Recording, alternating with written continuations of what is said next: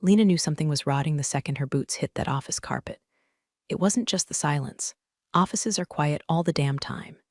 It was the kind of silence that curdled the air, thick and sticky, like someone had microwaved guilt for too long. Her badge beeped green at the front desk like a final, clueless goodbye. The receptionist, a fresh-out-of-college finance bro with veneers too white for real life, wouldn't meet her eyes. And Brad was nowhere to be seen, which was weird, because Brad loved being seen. The man was a walking LinkedIn status. She took a sip of her lukewarm Starbucks, caught a glimpse of her reflection in the elevator glass, dark blazer, split ends, eyes that had stopped believing in loyalty around fiscal year 2017, and forced herself to smile. Not because she felt like it, but because it pissed them off when she did. She stepped off on her floor and noticed the little things. Her nameplate still intact, the meeting room blinds drawn, a faint smell of someone's nervous BO down the hallway. Her calendar had been wiped clean except for one last-minute entry. Check-in W/HR 9 o'clock a.m. Bold of them to think she wouldn't notice the time bomb in plain font. As she walked past the conference room, the hush sharpened. Phones got fake scrolled. Laptops suddenly became fascinating. Even Cheryl, the office gossip who once live-tweeted her colonoscopy prep, avoided eye contact. Lena gave a nod, the kind that says, "I see you pretending not to see me."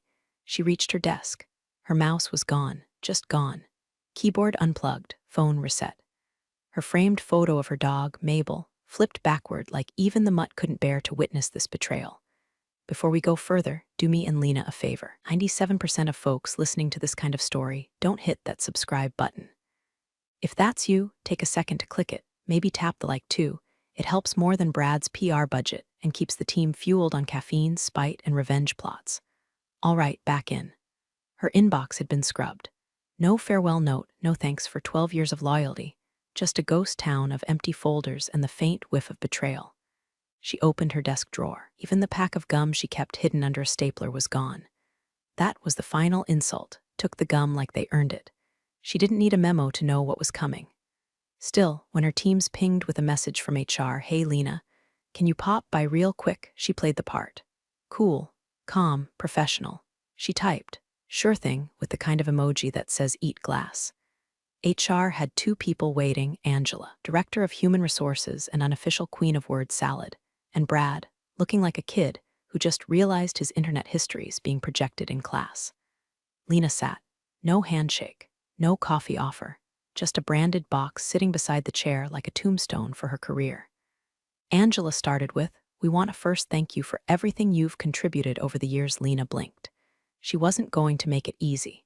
"And while this isn't personal," Lena said flatly, smoothing out a non-existent wrinkle in her slacks. Brad coughed, then added, "We're making strategic shifts in cost efficiency. And the cost is me." They exchanged glances. Angela pulled out a single-page severance agreement, light on dollars, heavy on NDAs. Lena didn't flinch. She read it, took the pen, signed it without a word. Brad offered a rehearsed line, "We'll always value your contributions. Just not enough to keep paying me," Lena said, standing up and grabbing the box. It was lighter than it looked. Empty, just like their promises. She walked past the intern station without looking back. Her phone buzzed. Brad had already removed her from Slack, a system-generated betrayal. Out in the parking garage, she didn't cry, didn't scream. She set the box in the trunk, climbed into the driver's seat, and opened her laptop. No Wi-Fi needed. Her files were local. Encrypted. Labeled. Dated. Cross-referenced. Brad thought she hadn't noticed the shell contracts. Thought she couldn't track the phantom wire transfers to that consulting firm in Delaware. Thought Lena was just another 52-year-old cog who'd collect her pity check and disappear into silence. He'd underestimated her. By the time she pulled out of the garage, she was already drafting an email. Not to her lawyer, to someone better. They timed it like cowards, 9 o'clock a.m., right before her second coffee. The office is still sleepwalking, and nobody's got their emotional armor on yet. The fluorescent lights in HR buzzed like a hive of nervous wasps, and the fake fern in the corner still had the price tag tucked under its leaf, like even it didn't want to commit to being here. Angela wore her termination lipstick, that muted corporate mauve she probably reserved for firings, lawsuits, and birthday cake announcements. Brad, meanwhile, sweating through a $400 shirt he probably wrote off as a client meeting expense. He wasn't looking at her, just at the tabletop, like he was trying to will it into opening up and swallowing him whole. Angela launched into her symphony of corporate horseshit. Lena, as part of our strategic realignment for Q3, we've had to make some difficult decisions across departments, decisions that are purely operational, not reflective of individual performance. Lena said nothing, just stared. Let the silence do crunches in the room.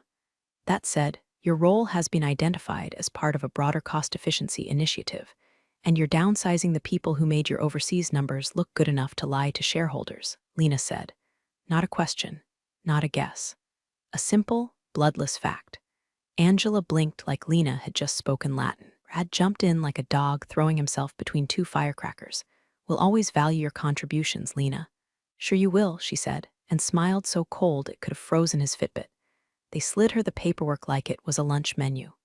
1-page severance, pathetic number, NDA clause fat enough to choke a donkey, no disparagement of company officers, as if she needed words to bury them. Her signature was quick, efficient, same pen she used to sign a $16M trade agreement last year. Now, apparently, worth a cardboard box and a half-assed thank you. They didn't even walk her out. Angela gave her a brittle smile and muttered something about Cobra coverage, and Brad just looked like he might throw up if she made direct eye contact. So she did, and he flinched. The walk back to her desk was a parade of ghosts. Nobody looked up, not Cheryl, not Jimmy, not even Marco, who owed her his job, his training, and probably his mortgage rate. She slid her hand under her monitor stand and retrieved a flash drive no one knew existed. Then she tucked it into her bra, because today, trust didn't get pockets. The elevator ride down felt like a descent into something older, angrier. By the time she hit the garage, her coffee was cold, her palms were steady, her brain was buzzing louder than the Tesla charging station behind her. She opened the car, placed the box gently in the back seat, like she was burying the corpse of a pet she didn't like, and powered on her laptop. No time wasted. The encryption program blinked awake. Folder after folder lined up like soldiers. Offshore vendors, consulting fees, travel reimbursement reports with 0 destination logs, one particularly disgusting spreadsheet titled Asset Drift Forecast that Lena knew was code for hiding losses across market shells. Brad had always assumed she was too sentimental for real power. Said it once in a strategy meeting while high on his own spreadsheet. You're too nice for the knife work, he'd smirked. Thing is, she already had the knife. She just didn't need to wave it around like a goddamn prop comic. Click, encrypt, click, upload backup, click, firewall. She wasn't starting a revenge plan. She was unleashing it. Lena didn't scream, didn't tweet, didn't even text her sister like she usually did when things went sideways. She just drove home, set her jaw like concrete, and let the silence hang over her like smoke after a kitchen fire. No music, no talk radio, just the hum of the engine and the low static of her thoughts clicking into formation. Her apartment was spotless, not out of order or chaos, because routine had always been her shield. Keys in the bowl, shoes by the mat, laptop on the granite counter.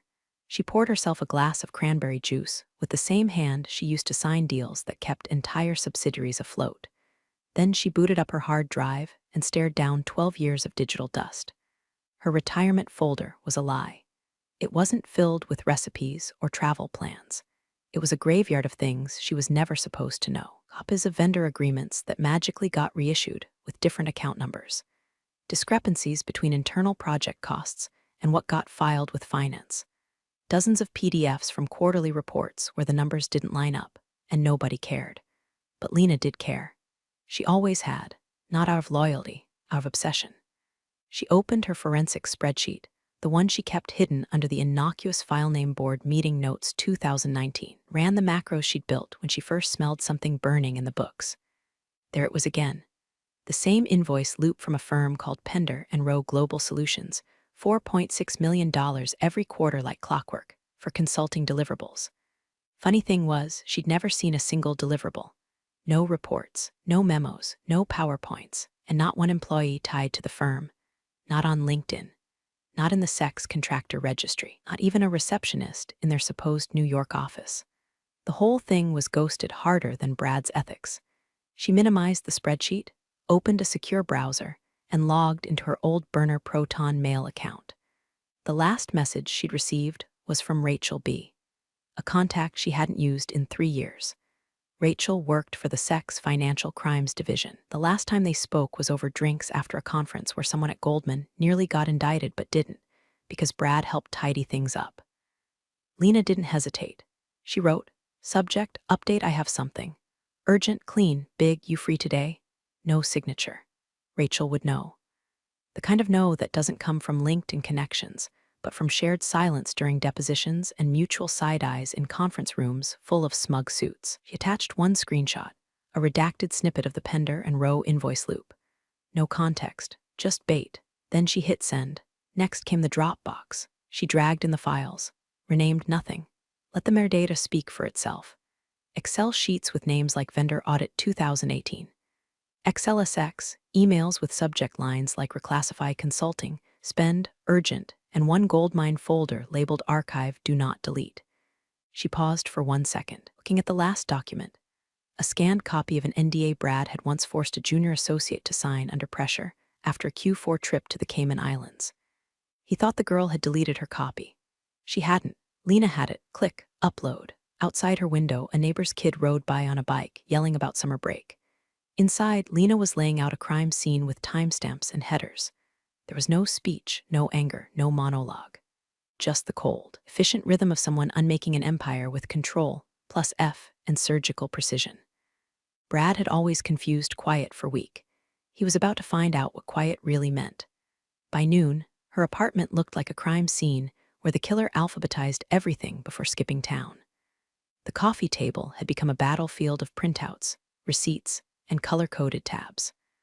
Corkboard on the wall, originally meant for cute dog photos and birthday invites, was now pinned with a web of sticky notes, red string, and spreadsheet headers that read like a CFO's last confession.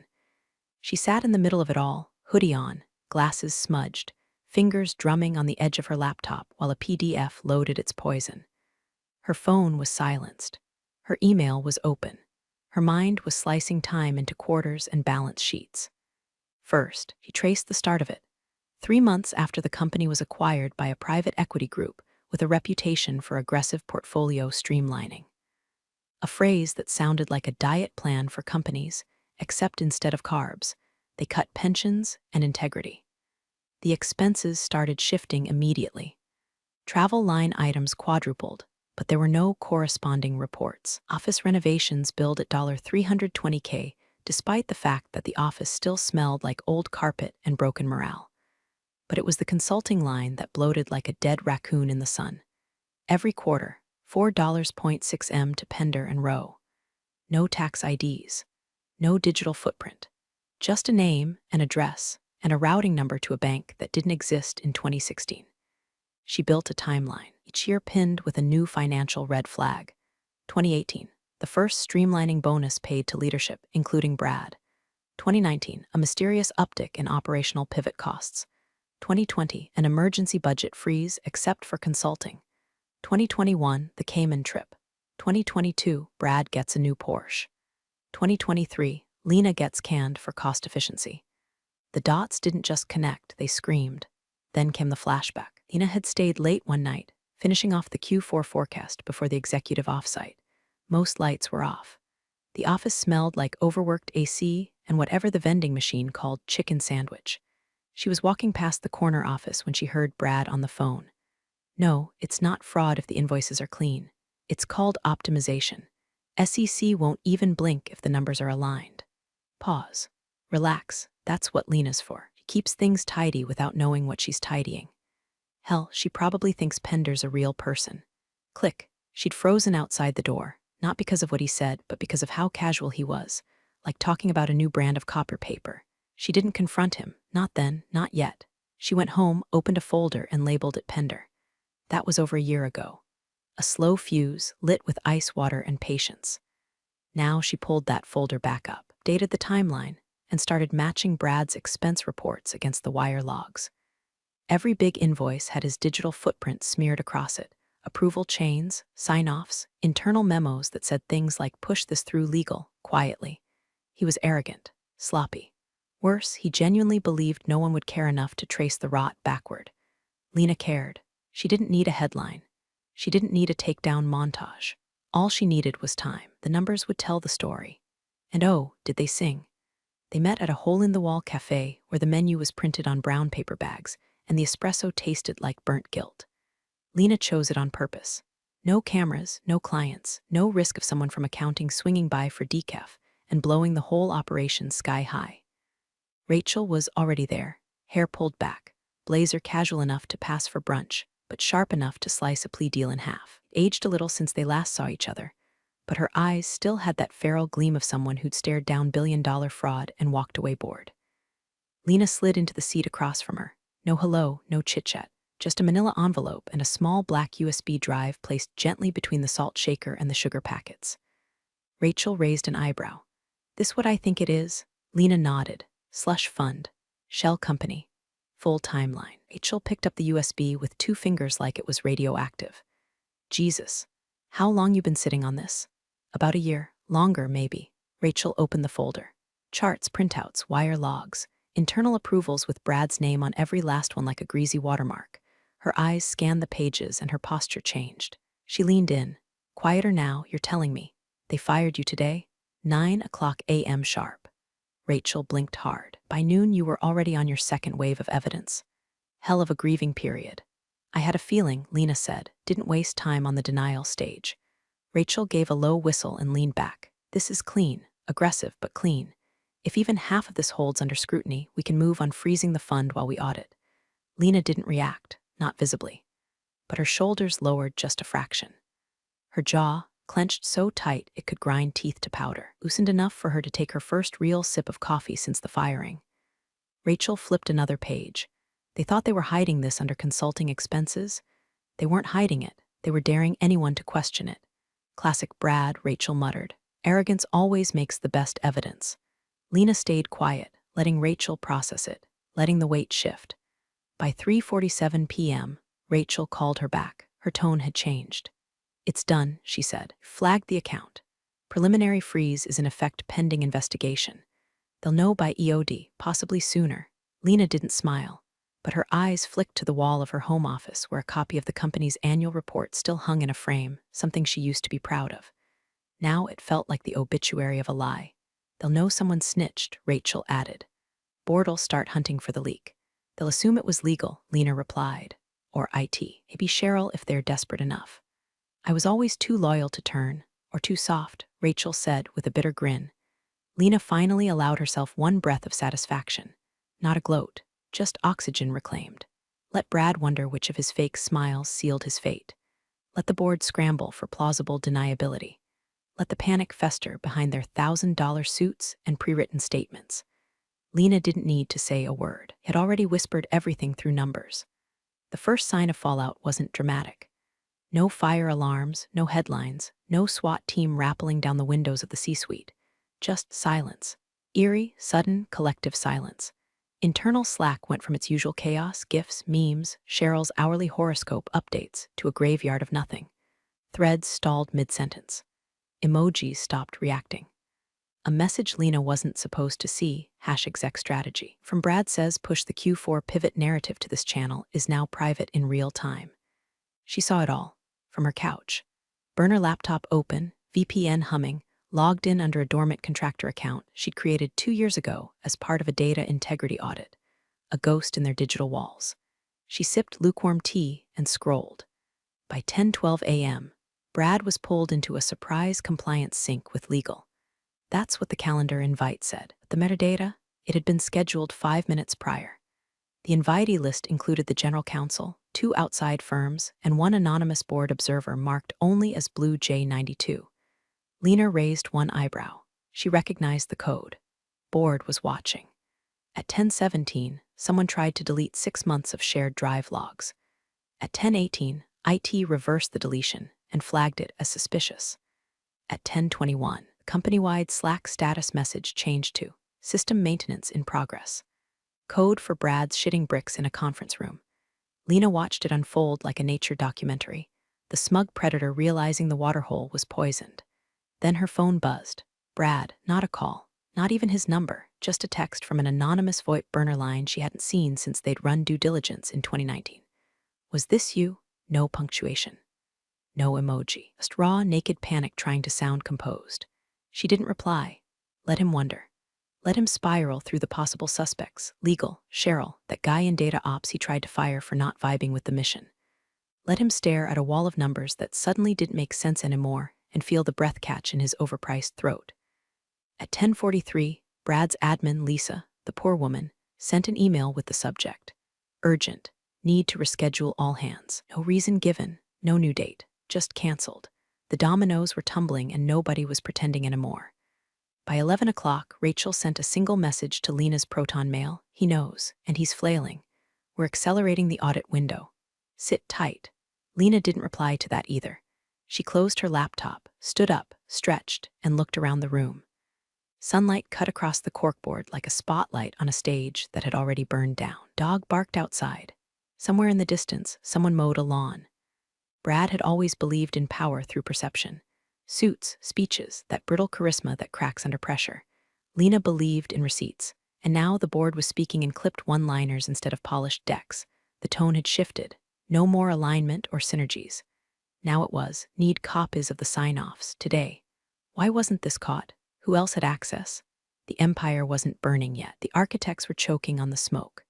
By noon, the office looked fine on the outside, glossy lobby floors still shined, the front desk still chirped welcome.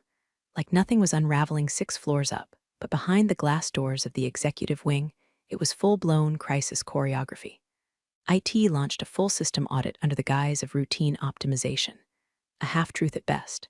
Lena knew the protocol. She wrote half of it, while the board played dumb in public. A digital witch hunt was unfolding behind closed doors, shared drives combed, access logs subpoenaed, compromised assets flagged. Someone, likely panicking, made another swipe at wiping the consulting invoices from the company's cloud archive. Lena watched the attempt fail, access denied. IT had already locked permissions. Every file now had a digital babysitter. Meanwhile, the PR team, led by some poor ex-journalist named Keith, was yanked off their Q3 rebranding initiative and rerouted to disaster containment. Lena pictured the meeting in her mind, Keith holding a half-eaten sandwich while Brad muttered phrases like narrative reframing, and we just need to control the optics. Yeah, good luck with that, Keith. Then came the real comedy. Brad called Rachel.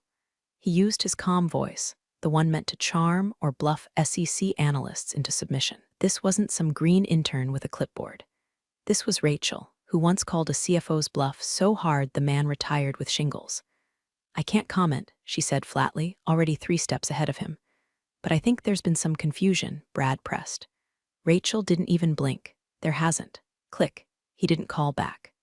Lena got the full report through back-channel pings, Rachel's version of popcorn during a dumpster fire. Brad sounds like he aged 6 years and 10 minutes, one said. Another just read, the board is asking about you. Lena didn't duck. She didn't hide behind burner emails or third parties anymore. She logged into her real LinkedIn.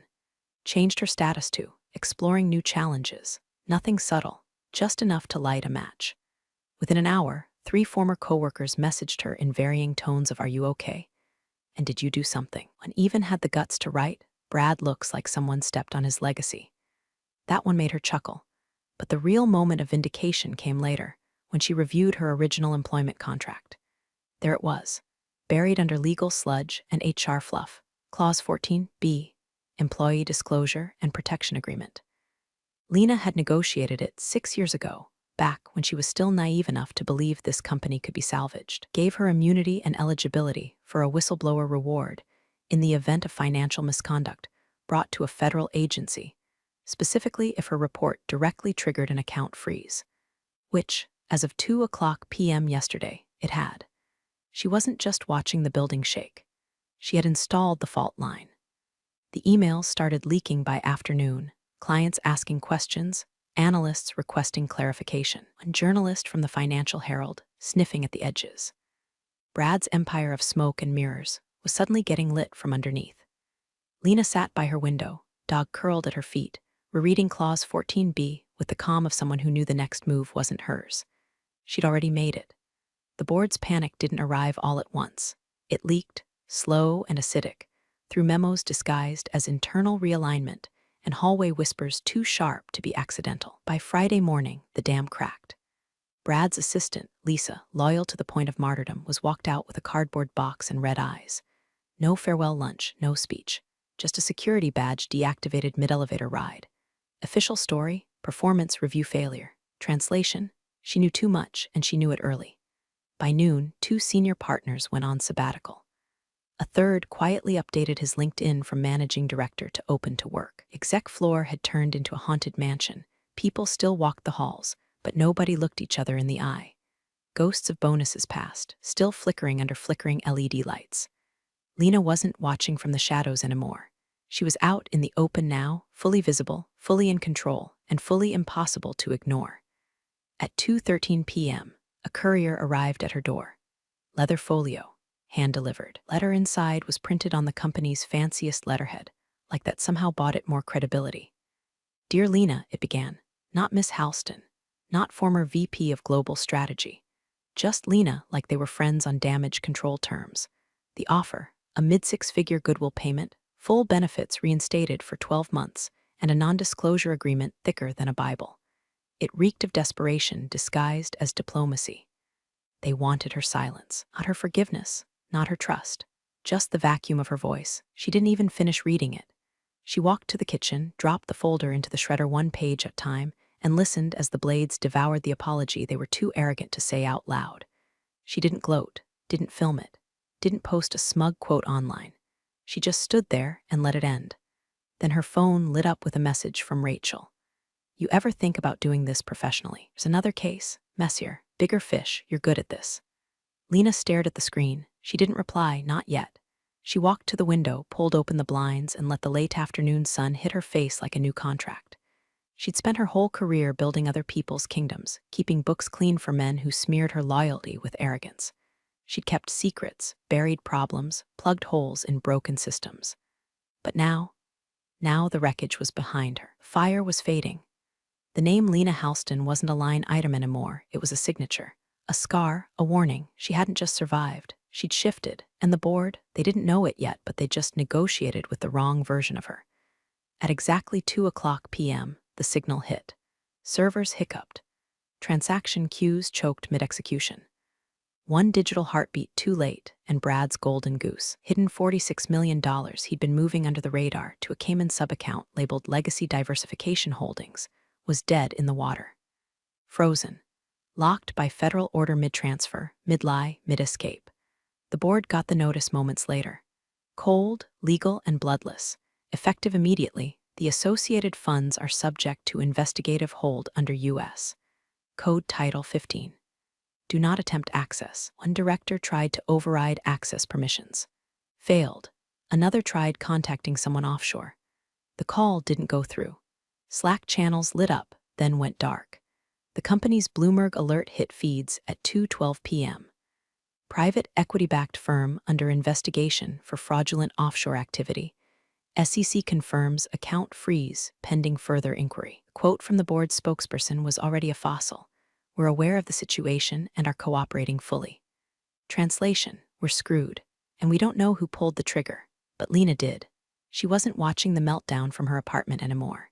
She was seated in a quiet cafe 2 blocks from the courthouse, sipping an overpriced latte in a booth where nobody knew her name. A real estate brochure lay open on the table. Not condos, not vacation spots. Land, a stretch of wooded acreage near the coast. Remote, quiet, just trees, wind, and enough space for something new. A waiter dropped off her check without a word. She tucked a 20 underneath, gathered her things, and stood. Outside, the sun had settled into its mid-afternoon glow, soft and golden, like the kind of peace you only earn after fire. She took one last look at her phone, not to read news updates or check messages, just to watch the locked screen. No pings, no panic, just stillness. Somewhere 6 floors underground, Brad was pacing the parking garage. Rumor had it he hadn't gone home, just wandered in circles down there, chain-smoking Marlboros, muttering numbers like a man trying to pray in reverse. Let him pace. Let him wonder. Let the board rot in their own buzzwords, trying to scrub a digital crime scene scrubbed too clean by someone they never saw coming. Ina didn't need applause. She didn't need revenge anymore. She had what they'd never understand, leverage that couldn't be stolen, erased, or bought. And as she walked toward the corner, brochure folded under one arm, a breeze picked up just enough to lift her coat, stir the paper, and remind her she never raised her voice. But they'd hear the echo of that click forever. What hit me hardest was how Lena never raised her voice, just her standards. It's a reminder that sometimes the best revenge isn't rage, it's documentation. Justice in silence, that's real power. Big thanks, you legends of the old office days. Subscribe to keep the switch-flicking chaos alive. Your ex-boss is shaking in their loafers.